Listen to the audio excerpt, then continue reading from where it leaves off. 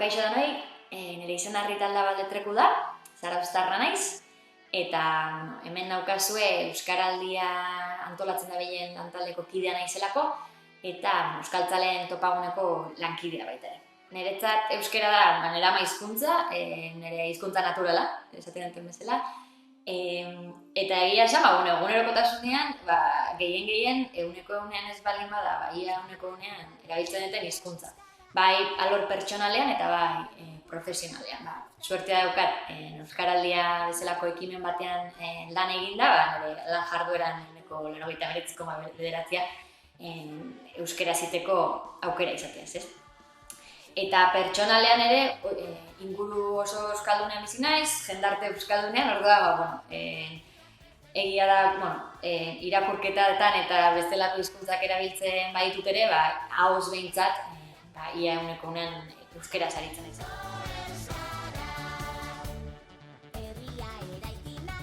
Euskalgintzan edo Euskaraldian lan egiteko erabakia nahiko bat-batekoa izan zen, nire kasuan. Ez nun inoiz euskara normalizazioan alde edo militatu, beti niretzat izan da, normalean egin izan dutena euskaraz hitz egitea izan da, eta norberak ere euskaraz hitz egitea inguru euskalduntzen du, edo ingurua ere euskaraz jartzen du, orduan beti izan naiz taldeak euskaraz hitz egiten jarri duen pertsona hori, baina modu inkonstiente batean, esango nuke. Eta modu profesional batean, Euskaraldian sartzean erabakia, nahiko bat-batekoa izan zen, aukera ikusi nuelako Zarauzko Euskaraldiko dinamizatzaile moduan lanean hasteko. Eta egia esan, aukera oso polita iruditu zitzaidan, nire herrian, euskararen erabileraren alde sortu zen lanpostu honetan, nire herrian, nire herritarrekin eta nire herritarrentzat, azken finean niretzat ere, lan honetan sartzeko.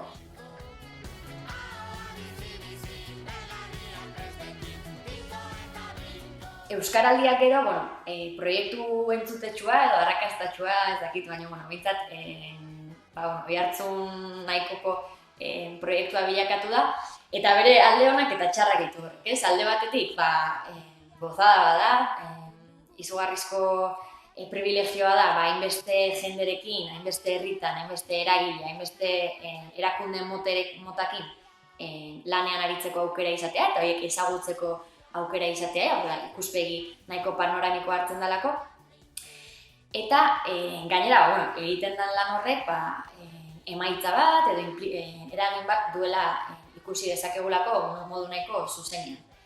Gero horrek, txanponaren bestaldea dakar eta egia da, lanean, eguneroko lanean, olako, ardura puntu batekin edo ibiltzen garela, egiten dugun horrek ondorioak izan ditzazkelako bai herri askotan, jende askorengan, eta proiektuak komunikabideetan eta duen oihartzunarekin, jendeak konturatuko litzake akatsa hondiren bat egiten badugu.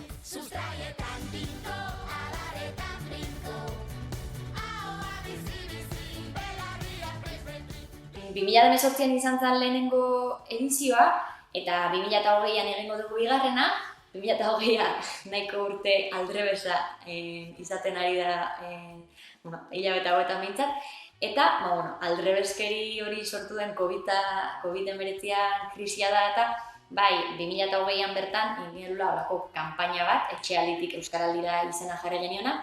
Eta bertan, gure helburua izan zen batez ere, etxean geundela aprobetxatu nahi izan gendula, etxekoekin eta etxean, zer nolako hizkuntza ohitura genituen ikusi, nola egiten den nik amarekin euskera zederderaz, nola egiten den aiarrekin, bikotearekin, seme-alabekin, lagunekin, gertuko edo oso eremu pertsonal eta gertuko harreman horietan zer hizkuntza erabiltzen dugu modu konstienteago batean aztertu nahi izan genuen, edo aztertu arazi jendeari. Eta horiek aldatzeko, pilulatxoak edo proposamentxoak bota genituen, jatorduetan euskaraz egiteko, edo telebista euskaraz ikusteko, jolasteko.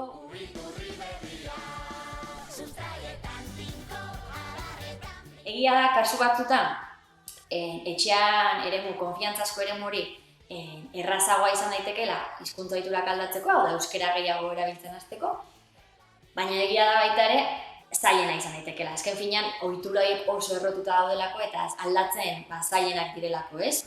Bizitza guztia baldin badamakit nire anaiarekin adibidez, erderaz hizketan, hori euskarara aldatzea zailagoa izaten da, ezagutu berri dudan pertsona batekin baina. Baina, gure helburua zan hor, lehenengo animo edo motivazio bat sortzea jendearengan, eta gero gainera, aprobetxatu nahi izan genuen, 2020an udazkenean, azaroan hasiko den Euskaraldiaren ariketa masiboan ari begira prestatzen hasteko eta jendea entrenatzen edo hasteko gero ariketa aliketa ondoen eta prestatuen egin ahal izateko. Baita ere bilatu nahi izan genuen zen, prestatzeaz gain agendara ekartzea euskararen gaia, ez? Covidaren krisia, osasun krisi ekonomikoak eraginako diskurso eskorroien artean, euskararen ere aurrera lehenengo planera ekarri nahi izan genuen eta euskaraldiak dauzkan balore eta espiritu positibo edo kolektibo eta goxo hori ere ekarri nahi izan genuen.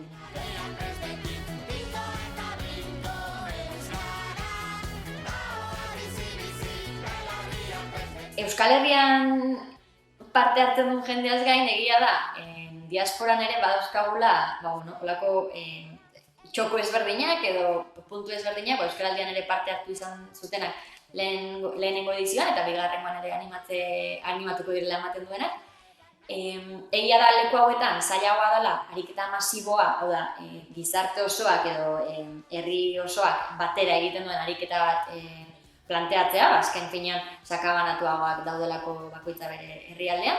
Baina, hau bizi-belarri txapak bidali zean diasporara, eta nire, badakigu ariketan parte hartu zutela, askotan, behin elkartzeko gune horietan edo, eta eskertu zala ariketa orduan, guretzat pozgarria da, handik ere, bat Euskaraldiaren berri dutela eta Euskaraldiaren ariketa heltze zaiela jakitea, eta bi, praktikan ere animatzen diala jakitea.